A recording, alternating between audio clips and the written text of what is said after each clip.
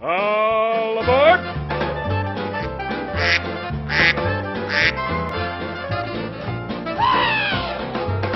Dis donc, dis-moi voir quoi? Christine Albanel. Albanel. Is agrégée in classical letters. Elle est agrégée en lettres classiques.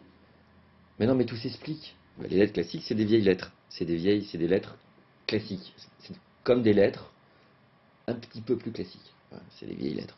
Je sais pas, moi, je sais pas quoi dire. Là, ils disent que Ronsard, c'est du vieux classique. Tu vois? Ronsard. Bah oui, Ronsard, tu vois. C'est déjà ça. Tu sais, c'est la chanson, c'est Roland, c'est le truc, Charlemagne, tout ça. Villehardouin. Villehardouin, ça dit quelque chose, non? Qu'est-ce qu'il y a comme chanson de geste? Je sais pas. La danse des canards? La danse des canards, c'est une chanson de geste. Ah bah si. Bah si, c'est des... Je te passe les détails, mais alors après, avec ses lettres classiques, elle rentre dans l'administration de la mairie de Paris, elle était avec Jacques Chirac, tout ça, Premier ministre, président, elle devient conseiller d'État. Et alors, je vous le donne en mille, en 2003, la jeune Christine Albanel est nommée à un poste clé, car elle va prendre la tête, oui, ça on peut dire, du château de Versailles, qui, comme chacun sait, est un petit peu le berceau de l'Internet, le temple du haut débit. Je pourrais me tromper, mais je crois que c'est au château de Versailles qu'est né Internet.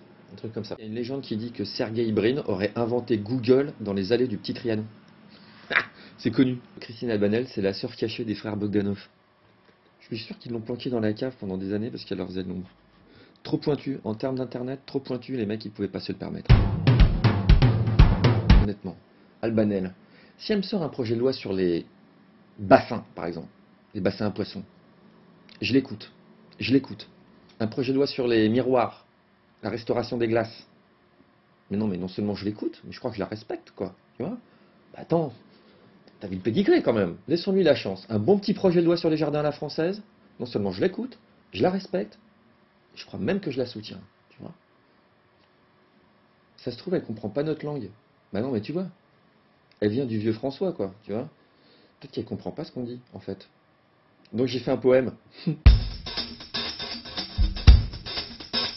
Oui, je viens dans son temple écorner l'Albanel, formé aux rimes riches, croisées aux suffisantes, fonctionnaire de l'État, fruit d'une culture modèle, bras misérable et mou d'une bande passante. L'occasion était belle de prendre de l'avance, de changer la matrice, d'oublier les rancœurs, de dessiner ensemble un chemin pour la France, partager la culture, lui trouver une valeur. Ah, tant d'énergie perdue à se recroqueviller, tant de temps gaspillé à prononcer les mots. Nous assistons, bêlants, au chant du fusillé qui implore la clémence d'une bande de veaux. La France aux yeux du monde, précieuse et ridicule, s'agrippe à ses lubies, dans un dernier soupir. Pathétique entêtement d'un taureau qu'on accule, tandis que la banderie creuse la plaie qui empire. D'Italie, d'Angleterre ou de Nouvelle-Zélande, on entend que les uns ont convaincu les autres. Serions-nous les derniers dans cette sarabande à penser que nos lois sont meilleures que les vôtres? Il en faut du courage pour parvenir au but, défier les ronds de cuir et les bouffons du roi. Oui, de la quadrature, je soutiendrai la lutte, car les plus beaux combats ne se livrent qu'une fois.